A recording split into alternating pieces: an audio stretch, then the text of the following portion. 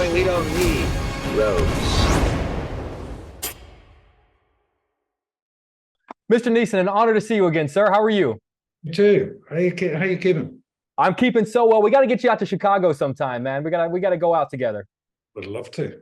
I'd love to have you. I know you spent some time here before. I'm going to jump into this. When we meet Marlowe, it's 1939, which is the exact same year that we meet Oskar Schindler in Schindler's List. And this is such a specific moment in history that now you as an actor have researched so well. But on opposite sides of the world, this one year could not be more different. I was wondering if you could talk to me about researching the same period of history twice, but just how wildly different that same year was for two different sides of the globe. That's a very good question, and I never put Schindler 1939 on our film. I think it was 1938. Marlowe said, but I could be wrong. I don't know. Certainly for Marlowe.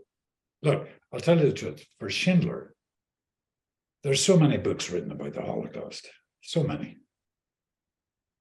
I never picked up one because I thought I'm going to be living from 1939 to 1943, whatever. I didn't want to read those. I didn't want those Holocaust books to inform my personification of Oskar Schindler, I wanted to remain, I know a certain amount, but I wanted, then, nearly 30 years ago, I wanted to remain kind of ignorant, With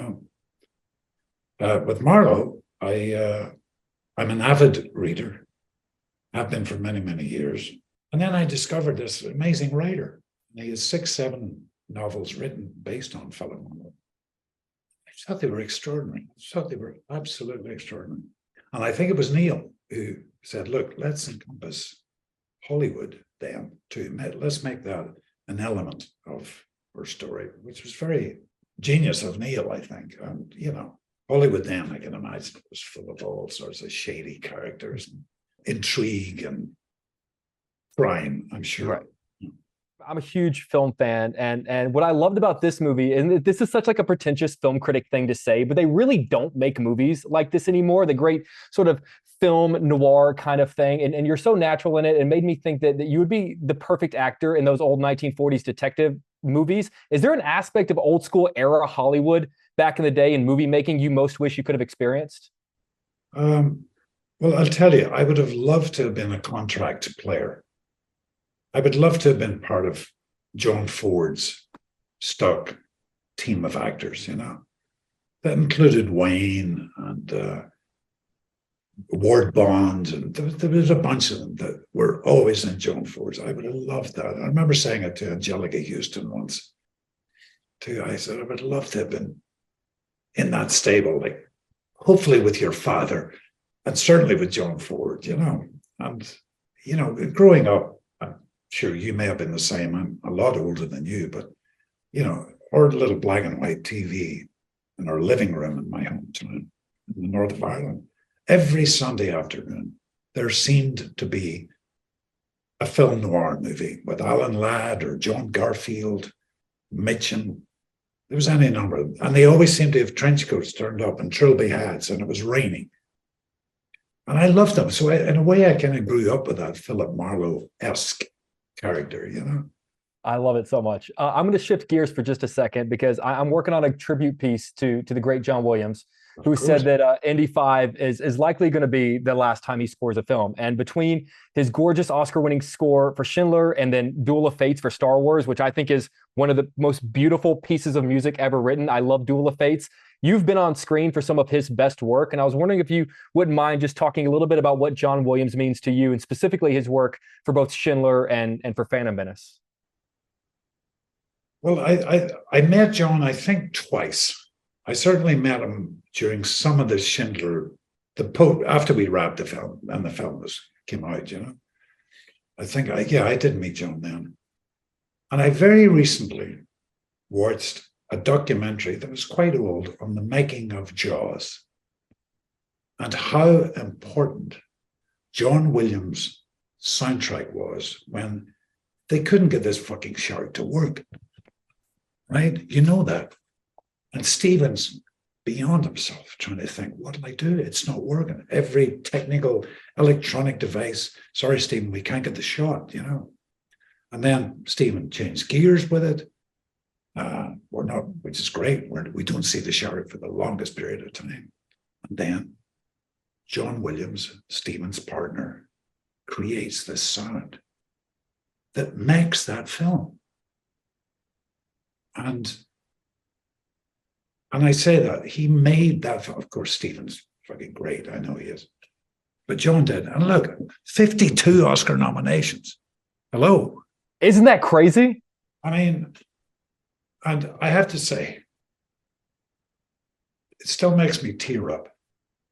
I remember my wife and I sitting in Carnegie Hall.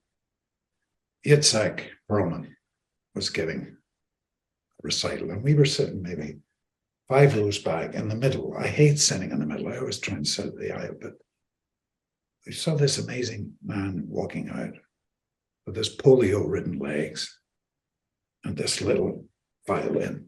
And he comes out and he plays. Then he does an encore. And it's Schindler's List. And it was like being knifed. The power of that and brilliant artist, Mr. Perlman and John, I'll never forget that moment.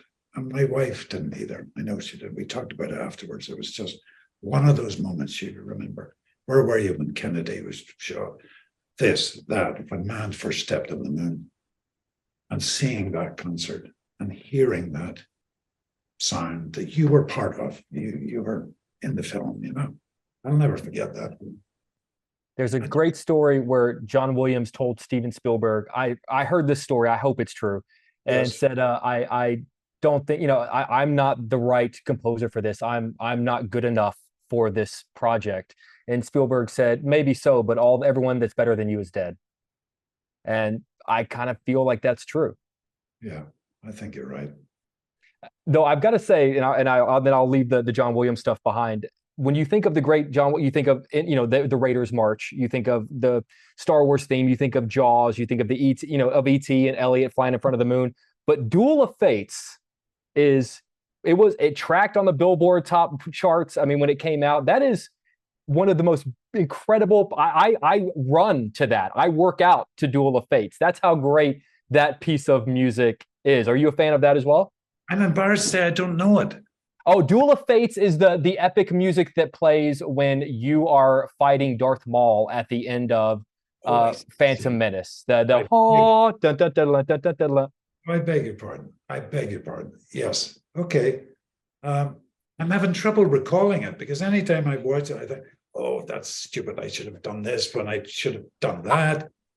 And then I always think of when Ewan and I, when we were doing that movie and we first pull out our lightsabers, we immediately start doing the sound effect. And George said, guys, you don't have to do that. We do that in post. We felt such twats, Mr. Neeson, I don't want to take up any more of your time. You were kind enough to fit me into your. Both of you guys were kind enough to fit me in. I just want to say I found a picture of us not too long ago, and it was our first interview together. I was 20 years old, and you've been kind to me for the last 15 years. And I just want you to know that I think about that a lot, and I truly do appreciate you, sir. And I really do appreciate your kindness. And likewise, thanks, man.